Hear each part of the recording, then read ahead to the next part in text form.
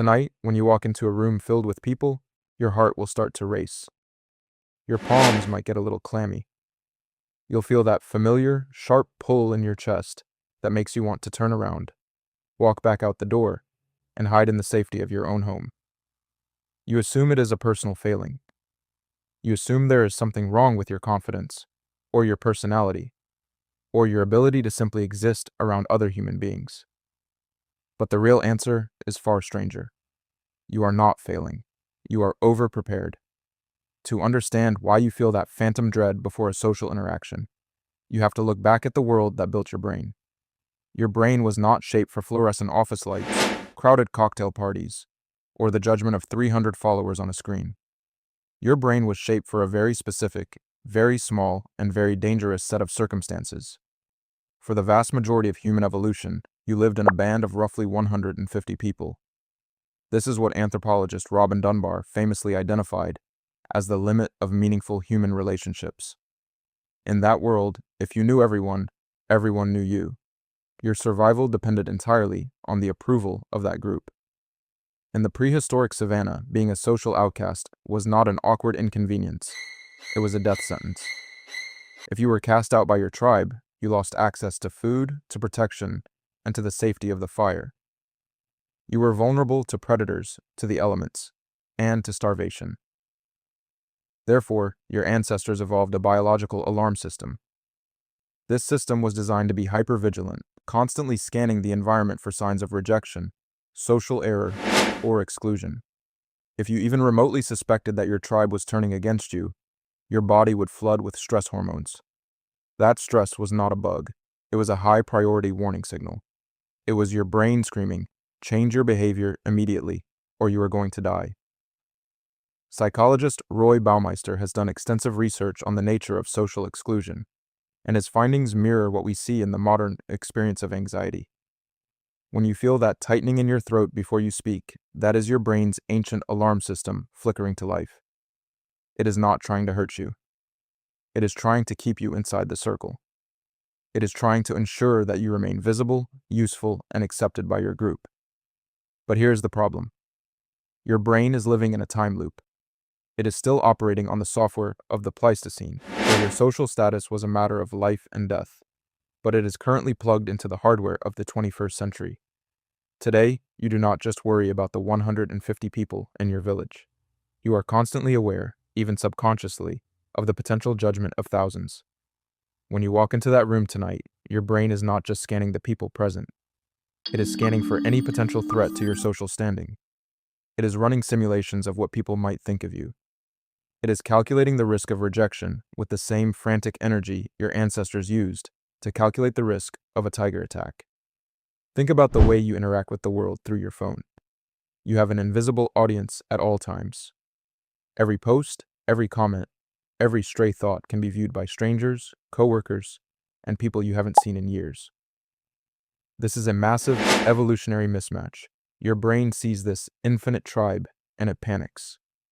It interprets the possibility of negative feedback as a threat to your very existence. When you get nervous in public, you are experiencing the biological echo of a survival mechanism that was once the most important tool in your arsenal. Think about the physiology of it. The amygdala, that small, almond-shaped structure deep in your brain, is the central processing unit for fear. In an ancient human, it was the part of the brain that made you freeze when you heard a twig snap. In you, it is the part that makes you panic when you have to introduce yourself in a meeting. Neuroscientist Joseph Ledoux has mapped these pathways, showing us that our emotional responses often bypass the logical parts of our brain entirely. The signal for danger travels from your senses straight to the amygdala and triggers a physical reaction before your prefrontal cortex, the logical, rational part of your brain, even knows what is happening. This is why just breathe or think positive rarely works. Your prefrontal cortex is trying to fight a war against a system that operates on a completely different frequency. You cannot reason with your amygdala. You have to understand it. You have to recognize that when you feel that wave of social anxiety, you are not experiencing a breakdown. You are experiencing a survival instinct that worked perfectly for 2 million years. It is only in the last few thousand years that we have moved into cities, into digital spaces, and into environments that trigger this instinct constantly. We call this social anxiety, but a more accurate term might be tribal hypersensitivity. We are the descendants of the people who were most sensitive to social rejection, the people who didn't care about their standing in the tribe, the ones who ignored the social cues. No. They didn't pass on their genes. You are here because your ancestors were the ones who were terrified of being kicked out. You are the product of the most socially aware, the most cautious, and the most vigilant humans to ever walk the earth. Your anxiety is the inheritance of their survival. But you have to move forward. You have to take this biological relic and work with it, rather than against it. When you walk into that party tonight and you feel your heart start to race, do not tell yourself that you are broken. Do not tell yourself that you are a failure. Instead, look at the panic as if it were a noisy, overcautious bodyguard. This bodyguard is loud, it is annoying, and it is terrified of everything. It doesn't understand that you are in a safe room in a modern building. It thinks you are about to be exiled into the wilderness. Acknowledge the bodyguard. Say to yourself, I feel you and I understand why you are doing this. You want to keep me safe. You want to make sure I fit in. Thank you for the warning, but I am in charge now. This shift in perspective is not just philosophical. It is an act of neurological training. By validating the feeling without surrendering to it, you are slowly teaching your brain that the danger is not actually a threat. You are essentially retraining your nervous system to exist in a world that your ancestors could never have imagined. You are bridging the gap between the savannah and the skyscraper. We spend so much of our lives trying to escape the feeling of discomfort. We drink, we scroll, we avoid, we isolate.